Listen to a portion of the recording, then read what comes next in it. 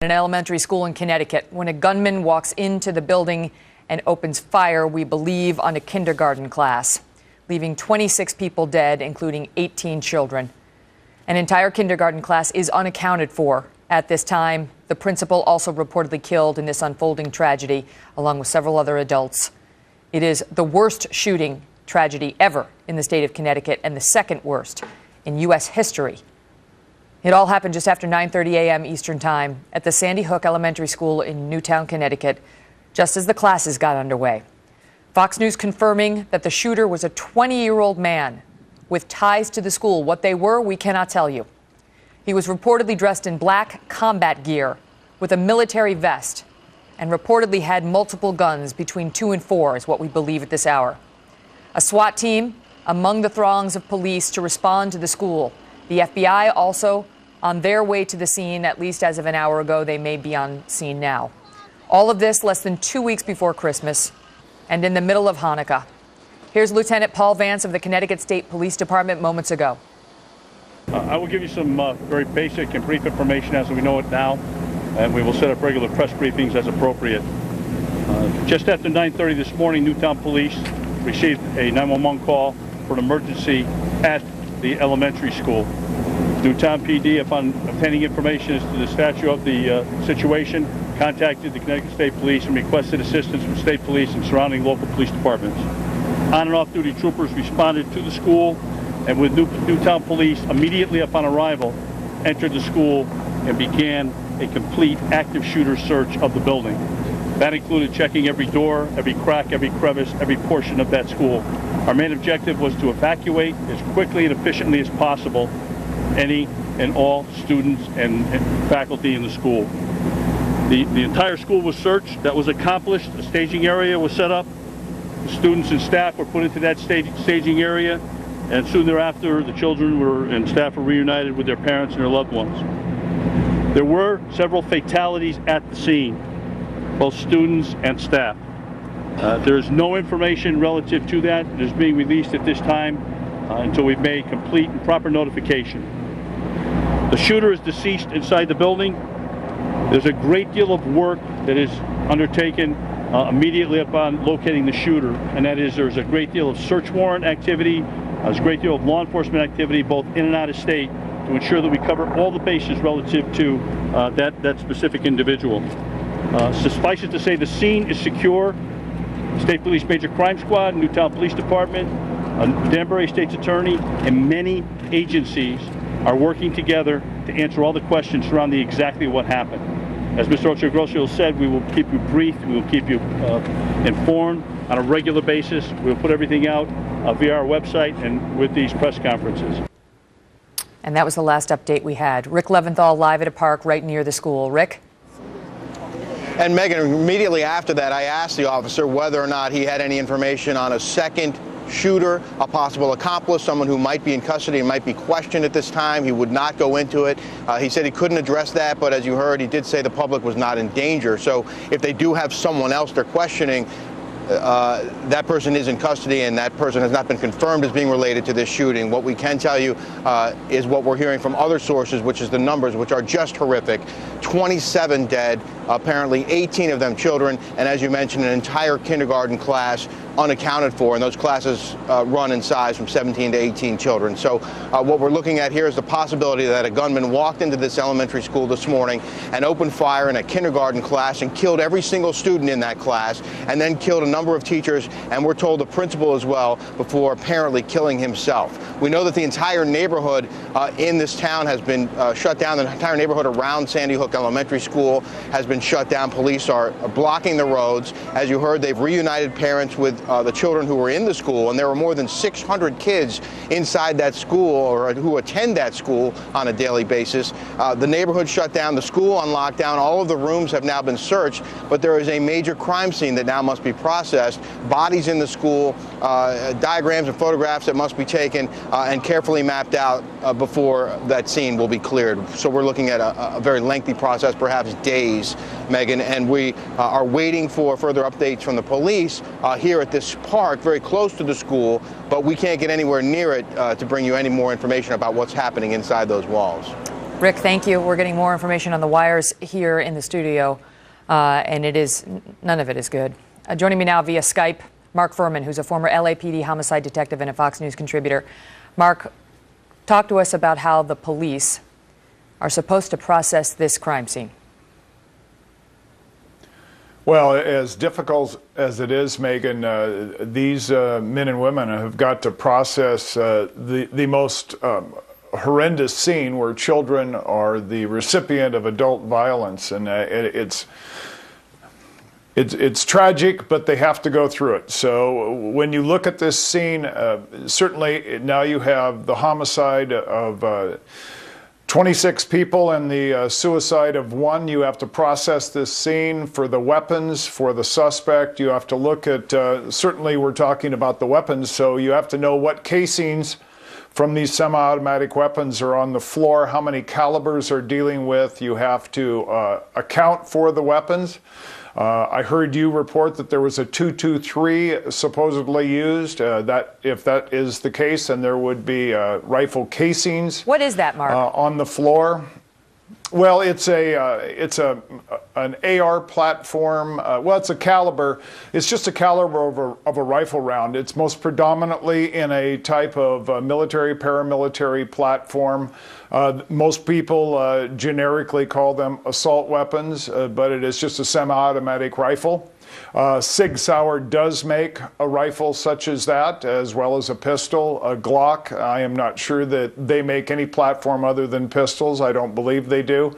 But if there's 3 to 4 weapons and they're all accounted for, then you could assume, or you could at least start to speculate that one person had all 4 weapons. Were they in his possession? Were they in close proximity to his body? 2 suspects, if one suspect is gone and they didn't flee on foot, then there would be a vehicle missing. There should be a vehicle that the suspect transported himself to the location. It should still be there. They will account for that.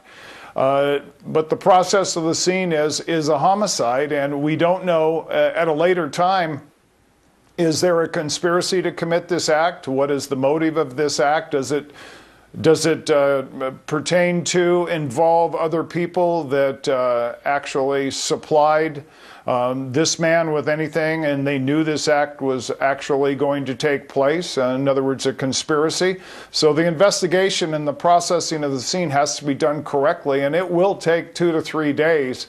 And there's going to have to be a task force set up, because you can't expect one detective or one team to stay up for 2 or 3 days. They'll get ragged and they'll make mistakes. So this is going to take some time, and it's going to be emotionally taxing on everybody that's inside that school. Mm-hmm. I want to stand you by just for a minute, Mark, please, if you would bear with us, because I'm told Trace Gallagher is live at the Breaking News and is following new information regarding the home that was searched near the school. Is that the case, Trace?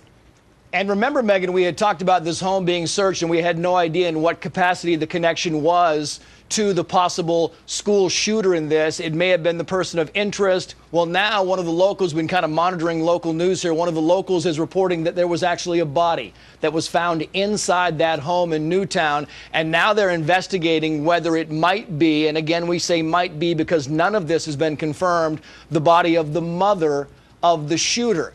And again, we had said, well, there was a second person of interest who was being questioned by police. We have no word if that person has been arrested or taken into custody, simply being questioned. Well, that would at least, if you're connecting the dots, eliminate that person as being connected to this Newtown, Connecticut home, because now the reports are that a body was found inside this home, and it may have been the mother of the shooter. Again, we are just going by local reports there, so we want to make sure that's very clear. And just to kind of add one more exclamation point to what Mark Fuhrman was talking about, a car being used. Well, we knew earlier that a car was in fact cordoned off at the very entrance of the school. It had been taped off. Unclear again if that was the car of the shooter, but it was parked right directly in front of the exit and entrance to this elementary school.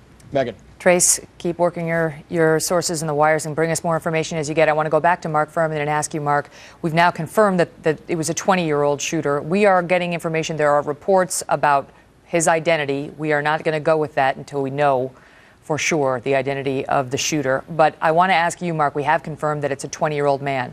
And earlier this week, we saw a mass shooting, an attempted mass shooting, and 2 people dead at a mall out in the Portland, Oregon area. And that was a 22-year-old shooter. What is going on? Well, I'm certainly not equipped to tell you psychologically what's going on. I never quite understood most crimes on the street. But when you look at this, I think you're going to be able to go backwards. When Trace Gallagher was reporting about finding a body at that home, possibly the mother of the shooter, that was not a surprise to me. I suspected that they would find a relative, a girlfriend, or a wife at that location. That's certainly the first thing that they do, is try to secure the suspects' locations, do search warrants, and try to really circle the wagons around any possibility of something that would continue or to collect evidence. But Megan, when you look at these shootings, you kind of wonder what is the cause. And I know people are going to say guns, but that's not the issue. It's the people. We watched this nation be brought to its knees with men with box cutters on an airplane. So that's not really the issue. It's the motivation of the people. And to be really candid, I can come up with nothing short of mental illness that would lead somebody to think that they were going to prove something, or accomplish something except for immortality in the most black and bizarre and macabre way. Yeah, and just the cowardice, the extreme cowardice of the, a military, a military vest and combat gear to go in and execute a couple of dozen 5-year-olds. I mean, there's no one who, not you, not Ablo, no one can help us understand that, but just the sheer illness Megan, and cowardice could I say of it. one more thing, Megan? When you hear that he had already killed, or most probably killed, his mother at a location that he probably left from this morning, he knew that he was never coming back, and he was just before you finish that thought, finish that thought, we're told, we believe this video on screen left is the police. These are the police outside of the home where we believe this woman's body was found. Again, initial reports are that it may be a woman linked to the gunman, possibly the mother, all unconfirmed. Go ahead, Mark. Well, you just look at this. He was tidying up his mentally disturbed life. He killed a person at the residence that he was either related to or stayed at. He was never coming back there. He was never leaving this crime scene, whether he was shot by the police or he totally and absolutely always intended to take his own life. And you ask about what is going on. Well, I see one thing. We have people that are going to commit suicide that somehow want to be less anonymous in the realm of suicide and more famous in the area of homicide. I don't understand it. I never have understood it, but it is the fact that this is the society we live in now. Mark, thank you. I want to tell our viewers that Dr. Ablo will be back with us in just a bit. So we are going to check back in with him in moments. But I want to get now to Bob Strang, who is with us and is an expert on school security. Bob, thank you very much for being here. Sure, Megan. Your thoughts so far on what we've seen? Well, look, I mean, how do you prepare for something like this, really? When, as much as we're in schools around the world, in our country, you set up protocol, you look at all your CCTV, you take a look at the relationship between the police department and the school. You look at the crime statistics in the neighborhood. You look at your parents who have domestic violence issues. These are all part of a good scenario to be able to build a preventative program to deal with something like this. But when you see something like this is almost impossible to prevent. They had security in place, and I know you've done security assessments for Connecticut schools, but they had a security system in place where you had to be buzzed in, they had to see you via the camera before you could get into the school. We are told that the shooter had, quote, ties to the school. I don't know what that means. Right. But obviously something failed. Something failed. And the thing is, that's why you have a close relationship with your psychiatrist, with your local police department, because you want to know if there is a domestic violence problem in town, if there's a child related to that issue, you want to have a heads up. The school and the police have to work in concert with each other to be able to respond. In many of these cases, there is a history. There is an issue in the past, and it is something that the police are aware of. I mean, we don't know here yet what the case is, but the odds of this guy having behaved completely normally and not having had any red flags whatsoever in his behavior prior to this day, they're slim, are they not? they're slim. I mean, there's got to be some issues here. I mean, right now the police are looking through his Facebook, they're looking at all of his telephone calls, they're looking at the hard drive on the computer, they're checking everything out in his past, in his current past. One, to make sure that no one else is involved, that there's no other co-conspirators or someone else, but two, to try to figure out what brought this on. How did he get to this point? How did this happen? What can you say to the parents out there who have kids in school? I mean, you just don't think about, and I shouldn't say in every school, because there are areas in this country where schools are just, you know, near war zones, and it's a tragedy and it's a story unto itself. But most parents send their kids to school and they don't worry about their safety. They believe their children are safe in kindergarten. And what do you say to them now? You know, I can tell you from my perspective, being as a co-chair with the Terrorism Task Force in New York, you know, being involved as a director with DARE America, with police officers going into the schools on a regular basis, it's just a matter of having that relationship as strong as it can be. It's making sure that the parents, the teachers, the school board, the police are all working in concert with one another. Mm-hmm. You know, you do the best you can in terms of preventing a situation like this from occurring. And you cover... And most schools are safe. Most schools are safe. Look, there are some schools that have metal detectors, Megan. There are some schools that we deal with in our cities and suburbs and even in Connecticut that have metal detectors. Mm-hmm. This was a nice, lovely, beautiful town where parents let their little children go to school in kindergarten and first grade to feel perfectly safe. Like most towns and schools in America. That's right. And most towns and schools in America make the choice that we're going to live as a free society, and we're not going to have metal detectors and lockdown and airport type security before our 5-year-olds go in to learn the most basic lessons.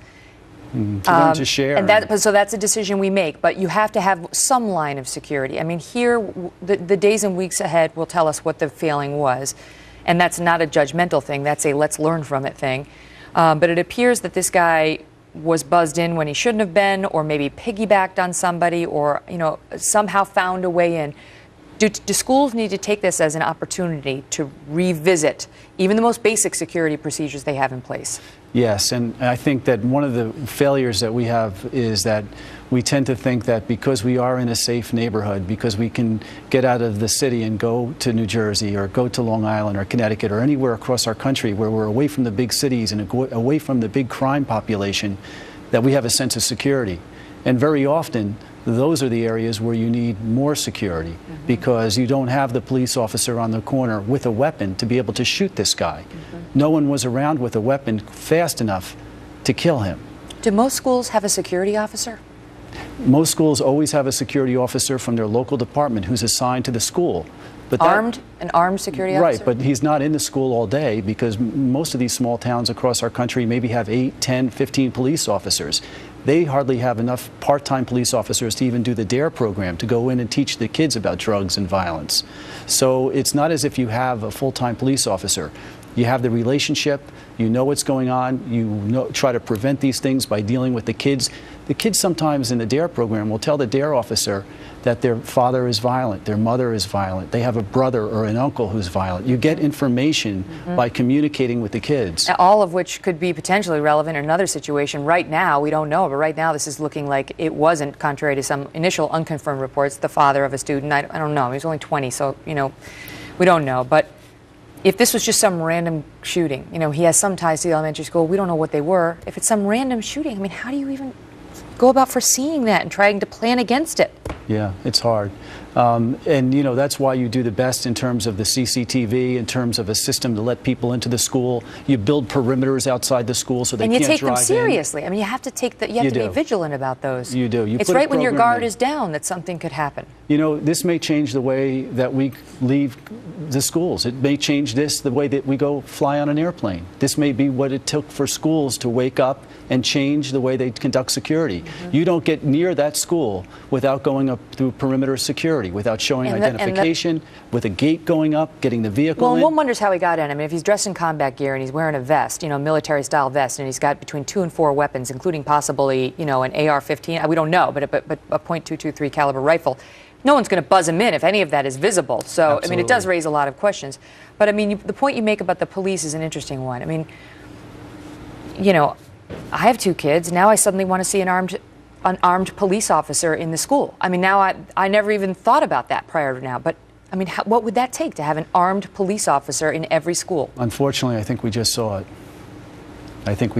You know, every town we deal with the DARE program, as an example, it has lost about a third of its teaching capability across the country because of budget cuts in local municipalities. It's a reality that we live with. You know, the budgets are down in cities and towns across our country, and they can't afford to have the program. So certainly, how are they going to afford to put a full-time police officer into the schools? Well, guess what? One, they're going to have to do the kind of preventative programs that we recommend for schools in terms of perimeter security, CCTV, the preventative issues with the school psychiatrist, with the police department. All that is going to have to be put into place. In addition, you might have to have a security officer. It doesn't necessarily have to be a police officer, but an armed security officer who's manning that security at the schools. It could be something that, it wouldn't have to be a government paid for, you know, position. It could be something that parents pay for to make sure. And I think it's going to change the way we look at things. I think this is going to be for schools what 9/11 was for airports. Bob, thank you. All right, Megan. Want to get right to Trace Gallagher now because we've got some breaking news. He's live at the breaking news desk. Trace? Yeah, and by the way, Megan, we have just now confirmed apparently the shooter is identified. He is 20-year-old Ryan Lanza.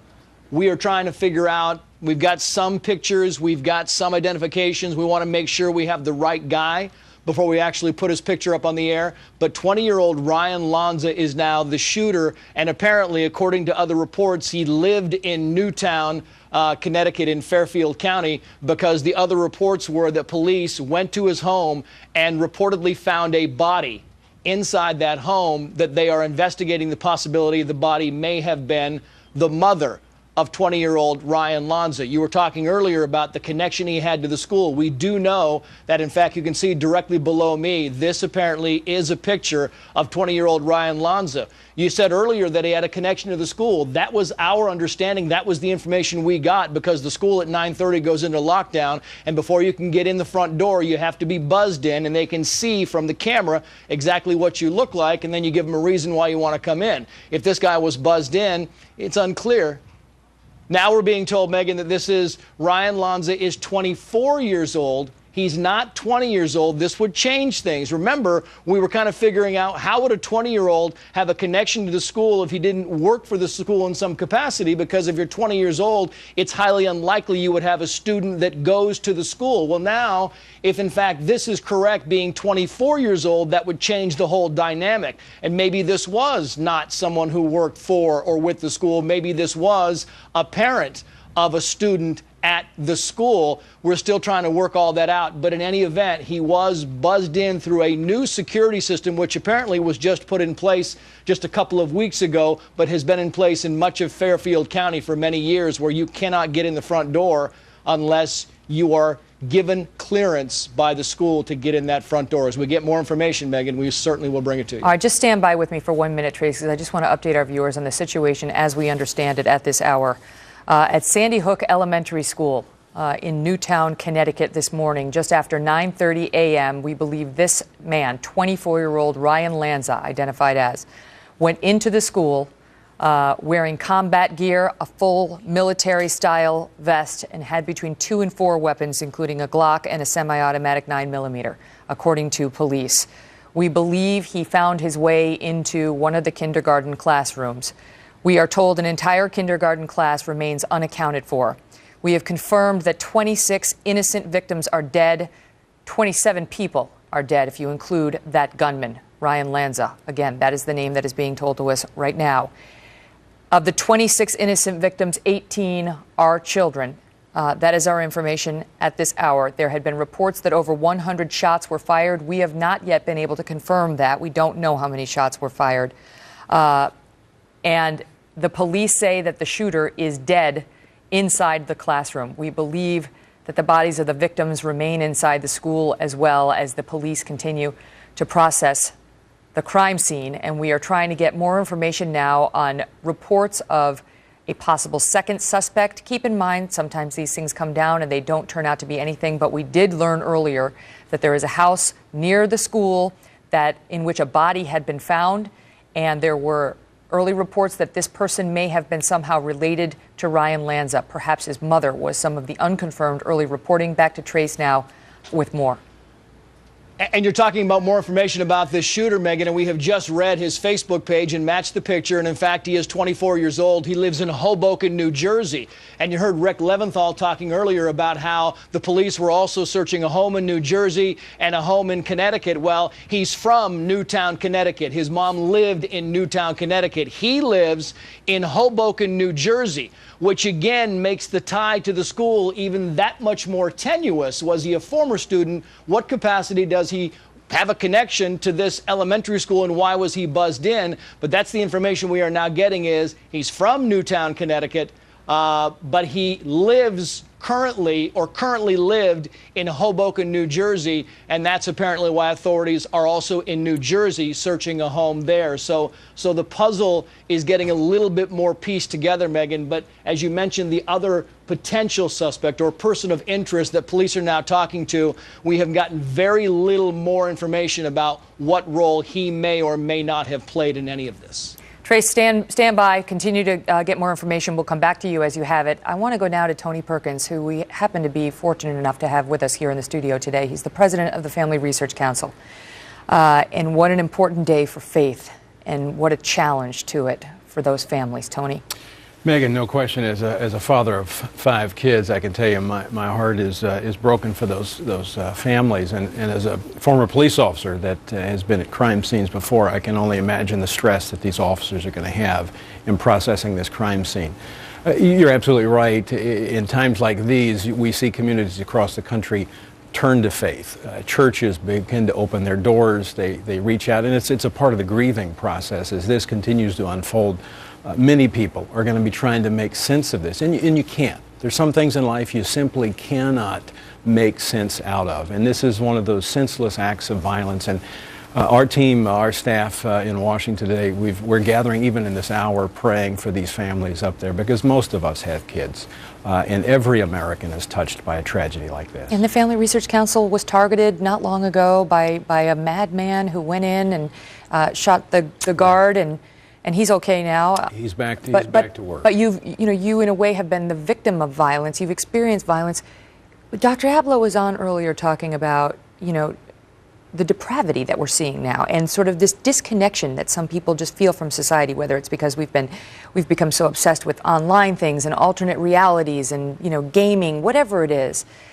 I mean, it's just, America looks very different than it looked 30 years ago. We don't interact with each other the way we used to, and faith has been diminished as well. And that's not to diminish the position that is held by atheists, which is valid and to which they're entitled, but faith has been something that's been a common thread in America that's bound us to one another for so long. It has been that common thread and we find it in times like these. In tragedies, that's where we turn to, because it is really a part of who we are as a people, but it's also innately we have this need to reach out and make sense of these things, and it's only when we trust our Creator and those that have a relationship, a relationship with Christ, or have a sense of spirituality, whatever they may describe it. But most importantly, as I come from the evangelical world, it helps us process this grief, because it helps us look out for one another. It does. I mean, it helps on both sides. Even if you go to church just to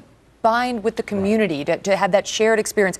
It could be a concert, the shared experience of up and down and together and bonded, but we need to have that bond. It keeps us accountable as individuals. It keeps us connected as a community. And that's why faith has played such an important role in America. And you're right, we see a callousness, we see a coarseness of our society that should be troubling to all of us. There is no simple answer. If I were to sit here and say, well, religion would solve all of our problems. A religion won't solve our problems. We can make sense of life, and we have a relationship with Christ, obviously, as an evangelical in a history in this country with a Judeo-Christian worldview.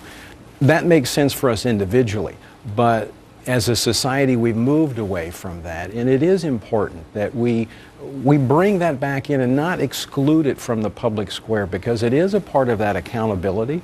It is a part of looking out for one's neighbor, and who knows what motivated this guy to do this, but we need to be looking out for others. We need to be looking out for things that are not right in our community and having a moral standard of what's acceptable and what's not. Clearly, this is not acceptable. I don't think anybody in America would say it is. But how do we prevent tragedies like this from occurring again? Yeah. And you mentioned a good point. A lot of people go to temple, they go to church on a day like this and just look to connect with their fellow human beings, to remind themselves that we are here together, that we have this shared experience, and that there, for some of us, is a higher power who will help us through it. We should all be praying for these families today, because they are going to be grieving. And I, as a parent of a 5-year-old, I can only tell you that my heart's broken for them. And pray for the little souls, the little angels. Tony, thank you. We're going to take a very quick break. We will be back in moments with Dr. Keith Ablow, who earlier shared this message about those who lived this firsthand. To the mothers and the fathers and the brothers and the sisters of those 18 children. I just don't know how you would wake up tomorrow and have your breakfast and function in this world. Well, that's the best thing, by the way, Megan, that you could tell them. And that's what I would tell them in this office. I cannot fathom the depth of your grief. I give you credit for your courage.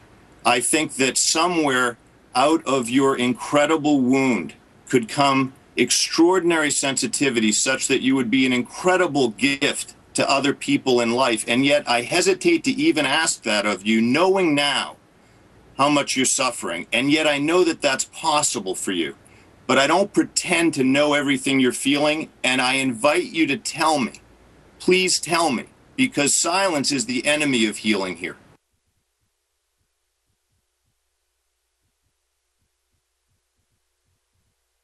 Kids grow up in no time. Marie Callender's turkey breast with stuffing is a great reason to slow down. Creamy mashed potatoes, home-style gravy, and 320 calories.